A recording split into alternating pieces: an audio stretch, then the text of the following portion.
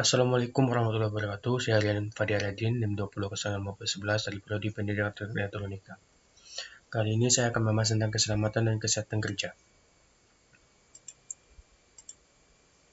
Definisi dari keselamatan kerja adalah sebuah kondisi di mana para karyawan terlindungi dari cedera yang disebabkan oleh berbagai kecelakaan yang berhubungan dengan bekerja. Selanjutnya, definisi dari kesehatan kerja. Kesehatan kerja adalah sebuah kondisi di mana para karyawan terbebas dari berbagai penyakit fisik dan emosional yang disebabkan oleh pekerjaannya. Perlunya menjalankan program keselamatan kerja. Yang pertama, mencegah kerugian fisik dan finansial yang bisa diderita karyawan. Yang kedua, mencegah terjadinya gangguan terhadap produktivitas perusahaan. Ketiga, menghemat biaya premi asuransi. Dan keempat, menghindari tuntutan hukum. Fokus program keselamatan kerja. Program keselamatan kerja difokuskan pada dua aspek. Aspek pertama itu pelaku kerja, yaitu membentuk sikap karyawan yang perlu keselamatan kerja, mendorong upaya seluruh karyawan untuk mewujudkan keselamatan kerja, mulai dari manajemen puncak hingga karyawan level terendah, menekan tanggung jawab para manajer dalam melaksanakan program keselamatan kerja. Aspek kedua, kondisi kerja, yaitu mengembangkan dan memelihara lingkungan kerja fisik yang aman, misalnya dengan penyediaan alat-alat pengaman.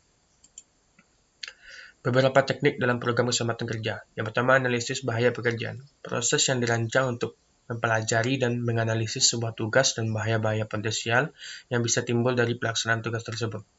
Selanjutnya, dirumuskan langkah-langkah kerja yang lebih aman guna mencegah bahaya-bahaya potensial tersebut. Kedua, ergonomika, yaitu studi mengenai hubungan antar manusia dengan pekerjaannya yang meliputi tugas-tugas yang harus dikerjakan, alat-alat dan perkakas yang digunakan, serta lingkungan kerjanya. Yang kedua, yang perlu disesuaikan adalah mesin-mesin dan lingkungan kerjanya terhadap karakteristik karyawan, bukan sebaliknya. Pencegahan cedera dan penyakit yang terkait dengan pekerjaan. Yang pertama, menyadarkan para karyawan mengenai bahaya-bahaya yang berhubungan dengan pekerjaan mereka. Kedua, memasang alat-alat kontrol produksi. Yang ketiga, menyusun prosedur-prosedur kerja yang aman. Keempat, mendorong penggunaan alat pengaman atau pelindung yang layak. Pendekatan keselamatan. A. Perencanaan, yaitu pemasangan simbol-simbol peringatan.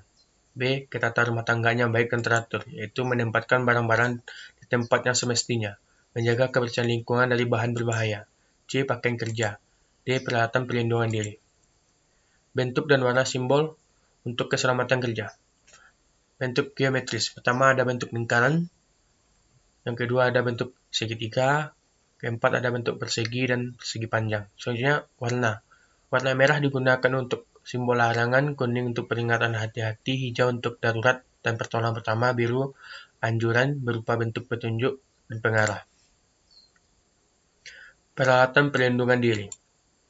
Yang pertama ada kacamata, kedua sepatu, ketiga sarung tangan, keempat helm pengaman, kelima alat pelindung telinga, keenam alat pelindung paru-paru, dan ketujuh alat pelindung lainnya. Selanjutnya kita lihat gambar-gambar dari alat pelindung diri. Yang pertama ada safety belt, lighting jacket, helm, wear pack, safety socks, dan sarung tangan. Organisasi keselamatan kerja. Tujuan utamanya adalah untuk mengurangi tingkat kecelakaan, sakit, cacat, dan kematian akibat kerja dengan lingkungan kerja yang sehat, bersih, aman, dan nyaman. Di Amerika, organisasi keselamatan kerja bagi pekerja di swasta dibentuk di bawah OSHA. Di Indonesia dibentuk di bawah Direktorat Pembinaan Norma dan Keselamatan dan Kesehatan Kerja.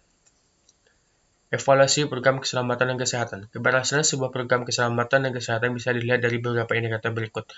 Yang pertama, penurunan tingkat kecelakaan dan penyakit yang terkait dengan pekerjaan, baik secara kuantitatif yaitu frekuensi kejadian, maupun kualitatif, berat ringannya cedera atau penyakit. Yang kedua, menurunnya jumlah jam kerja yang hilang akibat terjadinya kecelakaan kerja atau penyakit yang disebabkan pekerjaan.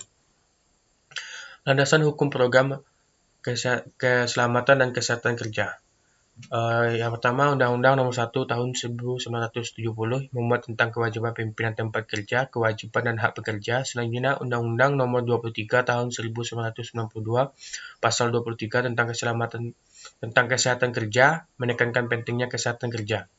Selanjutnya, Undang-Undang Nomor 13 Tahun 2003 Pasal 86-87 menyebutkan bahwa setiap pekerja berhak atas keselamatan dan kesehatan kerja. Sanksi yang diterima oleh pelanggar manajer yang tidak mengabaikan keselamatan dan kesehatan kerja bisa dikenakan sanksi perdata dan pidana. Sekian dari saya. Assalamualaikum warahmatullahi wabarakatuh.